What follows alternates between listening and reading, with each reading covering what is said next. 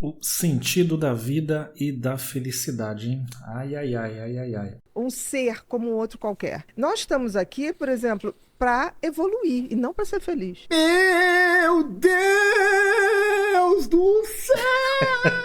Nossa! Pô, tinha um cara que pensava assim também, sabia? Tinham várias pessoas que pensavam assim também, que o ser humano tava aqui pra evoluir. Pra evoluir. Exatamente, a gente é um Pokémon. Aí, ó, no final das contas, a tríade Carlos Piloto, Breno Perrucho e Primo Rico tá certa. Você evolui, você digievolui. Exatamente. Estamos aqui para evoluir e não para ser feliz. Evolução não tem a ver com progresso, não tem sentido de progresso. Evolução é mudança, modificação. Mudança através de processos, né? Mudança através da seleção natural, da deriva genética, através de mutação. Evolução não é uma entidade, não é uma coisa que tem vontade, né? Que está associada à ideia de progresso. A ideia de progresso, de melhoria, é a ideia do Pokémon, do Digimon.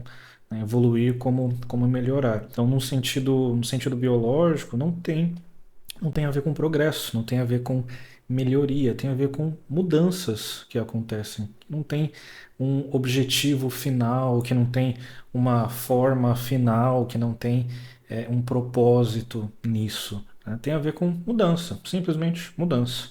Seleção natural, deriva genética, mutação, alguns dos processos que acontecem na evolução. Mas a ideia de progresso não é uma delas e não tá vinculada a isso. Então, no momento que eu coloco assim, qual é a minha missão? E eu trilho o caminho para chegar nessa missão. Mas qual a missão? Como é que você sabe? Você recebe? Vem um memorando? Quando tu sai da barriga da tua mãe, vem um disquete junto? Vem um pendrive e fala, ó, coloca aqui no computador, hein?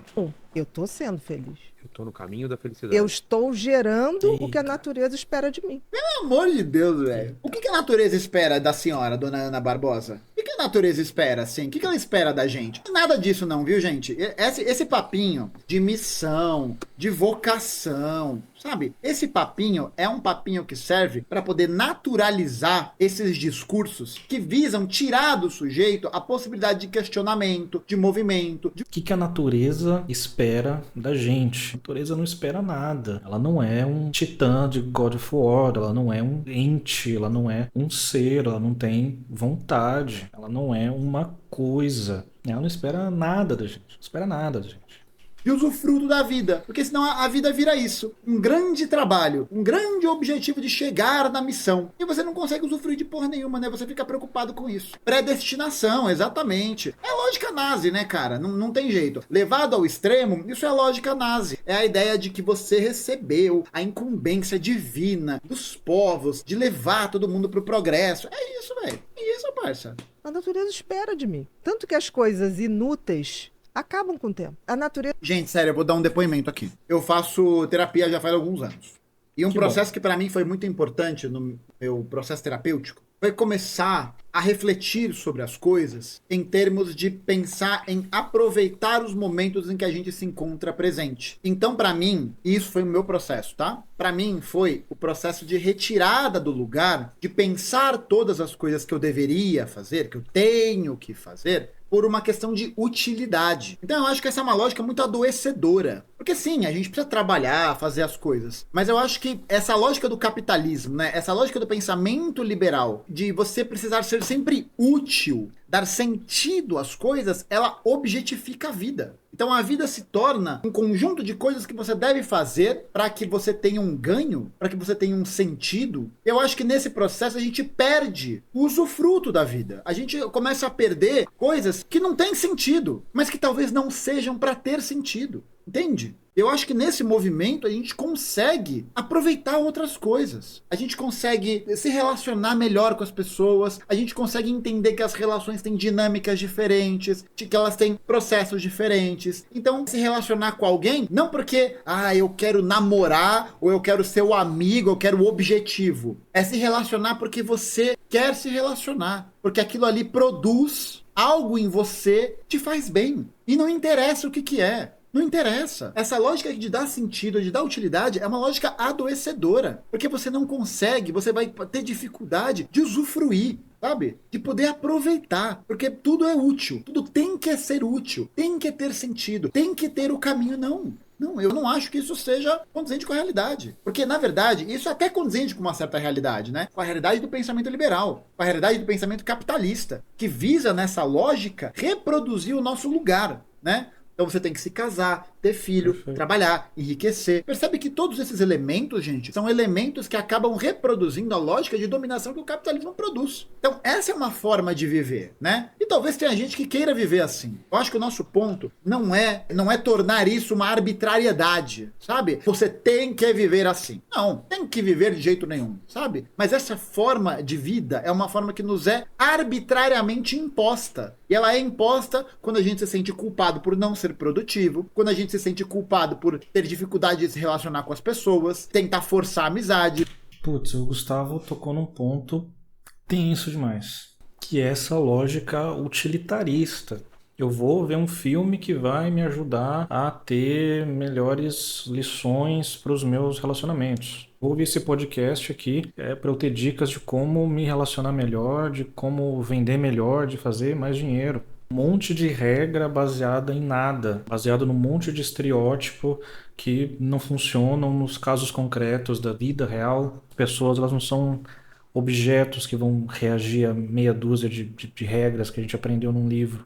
E isso de se sentir culpado por respeitar o teu corpo, por estar cansado, por estar com dor de cabeça, por estar num dia ruim, por estar triste, porque algo aconteceu na tua vida e a pessoa não conseguir, né, se permitir não ficar bem um dia, porque ela precisa ficar bem todos os dias, ela precisa produzir muito todos os dias. Isso é adoecedor e a autoajuda, ela se alimenta disso.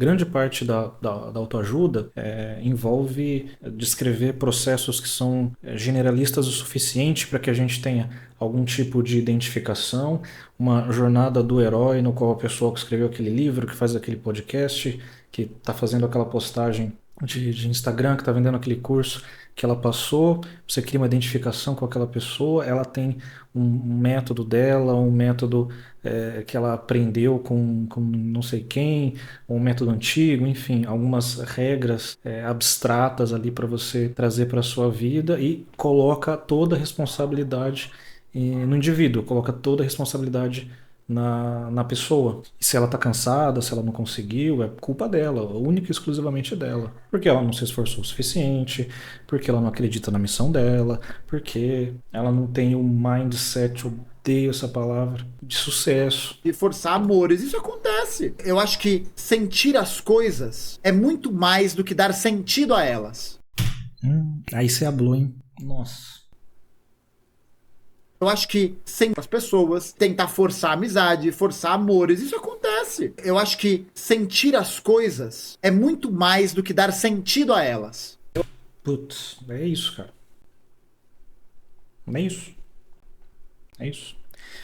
As coisas não precisam ter um sentido, e as coisas não têm um sentido a priori, isoladas de contexto, isoladas no vácuo. Coisas não têm um sentido. A gente atribui sentidos para as coisas, para a nossa vida, de acordo com o que a gente vai passando, com as nossas experiências, com a nossa cultura, com o ambiente que a gente está inserido, com a sociedade na qual a gente está inserida. A gente sente as coisas, sentir as coisas, né? Então sentir o amor, a raiva, a tristeza, a alegria é justamente o oposto. Não é criar uma racionalidade para o sentimento. Ele tem esse sentido. Não, o sentimento é porque ele é. E acabou. E acabou. Eu não tenho que amar alguém por isso, isso, isso, isso. Eu não tenho que fazer por isso, isso, isso, isso. Essa dinâmica da obrigatoriedade, do ter que fazer, é uma dinâmica que está ligada à dinâmica do capitalismo.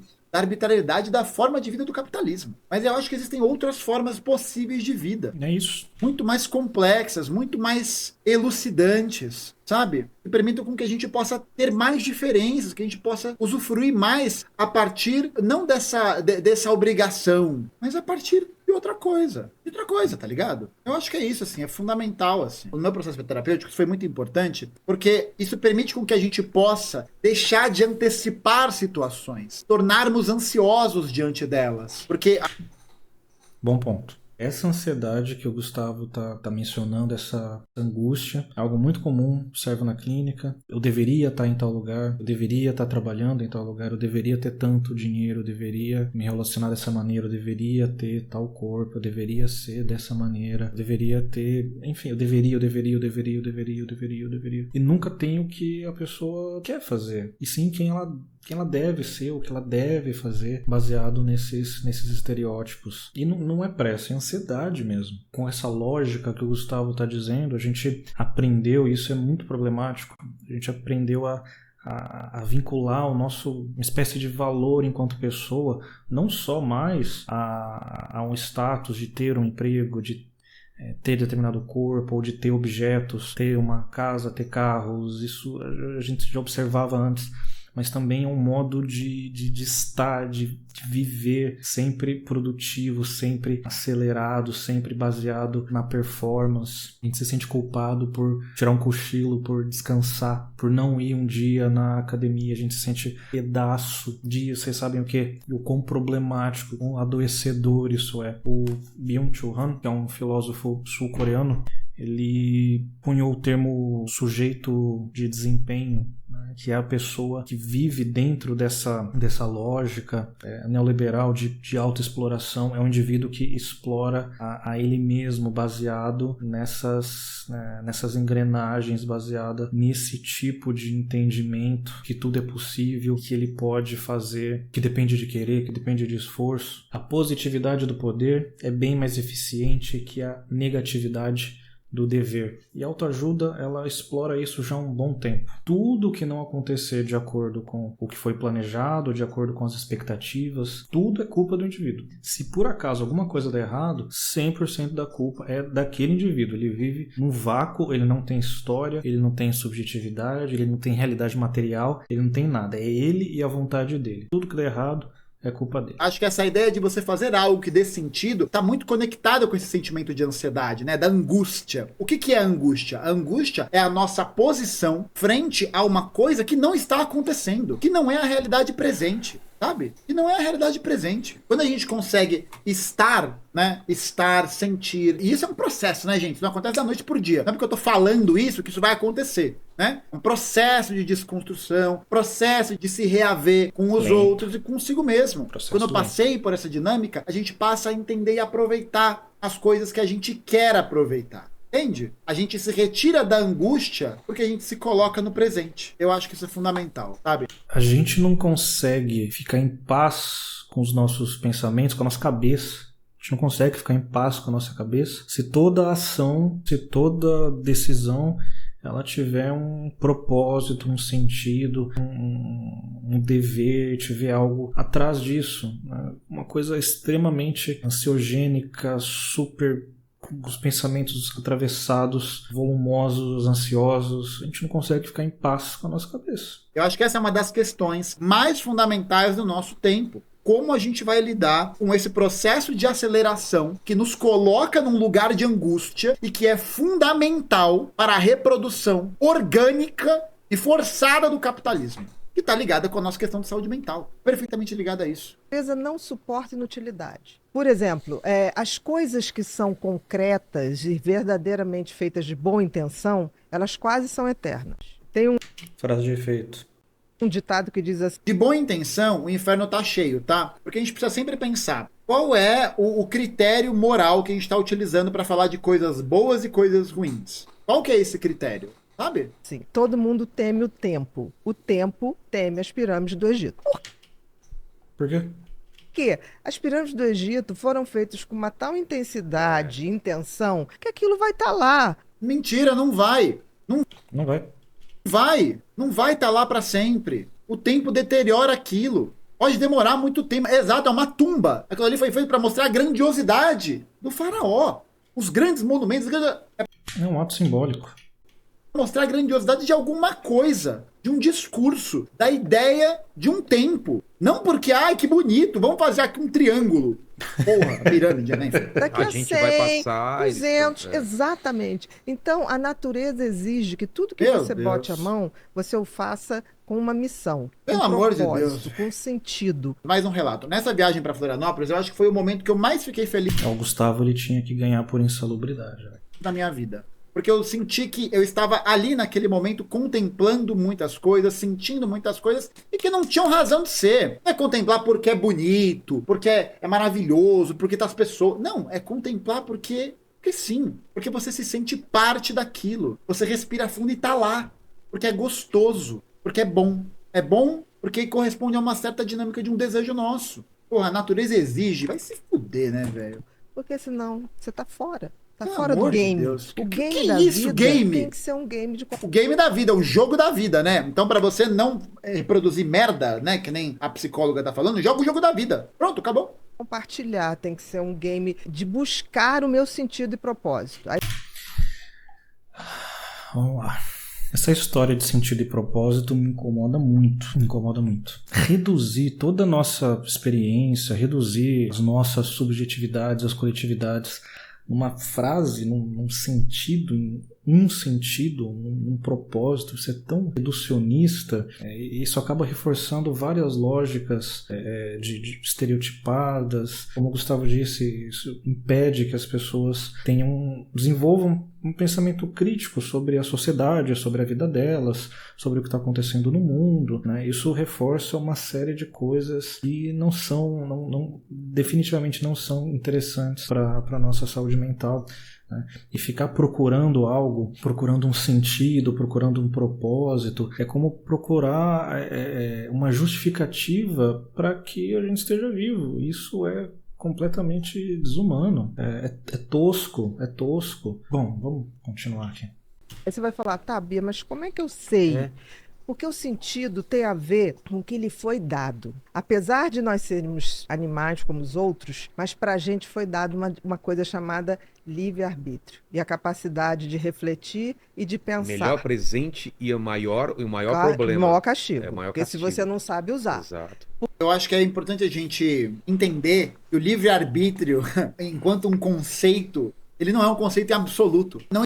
Perfeito. Fazer escolhas dentro de um rol limitado de possibilidades materiais, principalmente, não significa livre-arbítrio. Fazer escolhas não significa livre-arbítrio. Não existe esse livre-arbítrio a priori, esse livre-arbítrio romântico, assim como o conceito de liberdade romântico. Não existe, não tem como a gente pensar no livre-arbítrio antes da gente pensar que a humanidade se constitui pela sua organização em sociedade. É isso que a gente está falando. É isso que a gente está dizendo, sabe? Antes de existir o livre-arbítrio, existe um mundo que precede o livre-arbítrio. Então a gente tem a possibilidade de decidir sobre as coisas. Isso tem, é claro que isso tem. O ponto fundamental isso é um conceito em absoluto? A gente tem a liberdade plena e absoluta? Não, quem fala isso é liberal. Porque aí você não consegue colocar em contraposição, não consegue colocar em questão os elementos sociais da vida, as contradições, a luta de classes. É o famoso basta querer. É o famoso basta querer. É isso, é um coach. Porque todos os outros, por exemplo, o sol, ele não pode escolher. Também deu, chega. É isso. Acho que o Gustavo ele tem uma experiência muito bacana de terapia e de entendimento mesmo, de saúde mental, e toma muito cuidado ao descrever certos conceitos, certas situações. E como historiador, ele percebe bem, ele compreende bem os aspectos da sociedade na formação das nossas angústias, né? Sobre esses conceitos arbitrários, românticos, de missão, de propósito, né? Esse modelo pré-definido de viver. Mandou bem, hablou mesmo.